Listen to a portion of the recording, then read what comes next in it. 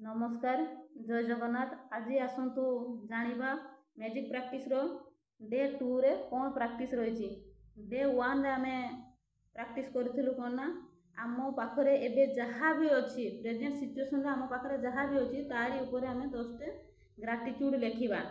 तो डे 2 रो प्रैक्टिस रे मध्य सेही 10टी ग्राटिट्यूड को पुणी आउ थरे लिखिबे। गोटे एमिति स्टोन गोटे कलेक्शन करिवे। सेते नामी दामी स्टोन आपको किनिबा पई पड़िबोनी। बाली गड़ीरू गुटेकी भी स्टोन आनिले चलिबो। जेमिति टिके मुनिया नथिबो धारुआ नथिबो हातरे धरला बेलको आपको सॉफ्ट लागुथिबो सेही भलिया गोटे एमिति गोटे स्टोन टे कलेक्शन करिवे एवं से स्टोन को धरिकी से 10टा ग्राटिट्यूड आपण लिखिबे। तापरे राति रे जेतेले आपण सोइबा पई जाउछंती से स्टोन को धरिकी आपनको सहित दिन मानरे जहाँ सब कार्य हेइछि आपण जहाँ सब दिन मानरे कार्य करिसंती सब गोटे गोटे से स्टोन धरिकी कहिबे। एमती हातरे धरिबे स्टोन को एमती हातरे धरिबे एवं कहिबे एवं बहुत थैंकफुल करिवे बहुत ग्राटिट्यूड करिवे एवं बहुत ताकू भल पाइबा देबे गेलो करिवे। तापरे आपनकर दिन मानरे जोटा गोटे बहुत भल कार्य हेइछि आपनको बहुत खुशी लागिछि से कामटा पई सेटा ताकू जणैबे से स्टोन टाकू धरिकी जणैबे एवं कहिबे मो बहुत खुशी मो सहित एमिति एमिति हेइछि एमिति सब कथा कहिबे। जेमि जहाँ भी हेइथो आपनको सहित जदि केही आपनको घर को किछि नेइकी आपनको पई कि आसीथांती जहाँ भी हेइथो आपनको सहित जहाँ गोटे भल काम हेइछि से स्टोन को सोइला बेले सब कहिबे एवं निज तकिया पाखरे रखिकी ताकू प्रत्येक दिन सोइबे।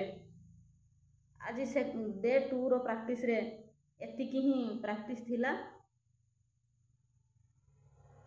आपण माने करंतु देखिबे ए रंडावनकर जो मैजिक प्रैक्टिस 28 डेज रो रहिछि ए प्रैक्टिस वंस जदि आपण करि दउछंती लाइफ रे मैजिक मैजिक मैजिक ही हबो। आउ कृतज्ञता गोटे छोट कथा नुहे। ए जो 28 डेज रो प्रैक्टिस रहिछि एटा होछि कृतज्ञता रो प्रैक्टिस। एटा गोटे छोट जिंस नुहे। एटा को जदि आमे प्रैक्टिस करि दउछे तो आम लाइफ रे गोटे एते सुंदर अभ्यास हो जे एते सुंदर आमर आमे सतरे आमे गोटे आम लाइफ टाको आमे मैजिक रे परिणत करि परिबा। एवं ए जो स्टोन आमर मैजिक प्रैक्टिस सरला परे आपनकर ए स्टोन ता मैजिक परि काम दबो। आपन जुआड़े भी स्टोन को नेकी जिवे से स्टोन सेते बेले आपनको पई गोटे मैजिक सदृश काम दबो। जो काम रे आपन जाइथिबे ताको धरिकी संगरे जाइतिले से सक्सेस निहाती से काम होबो। तो आपण माने करंतु लॉ ऑफ अट्रैक्शन छोट कथा नुहे कि जो कृतज्ञता जो धन्यवाद शब्दटी छोट शब्द नुहे।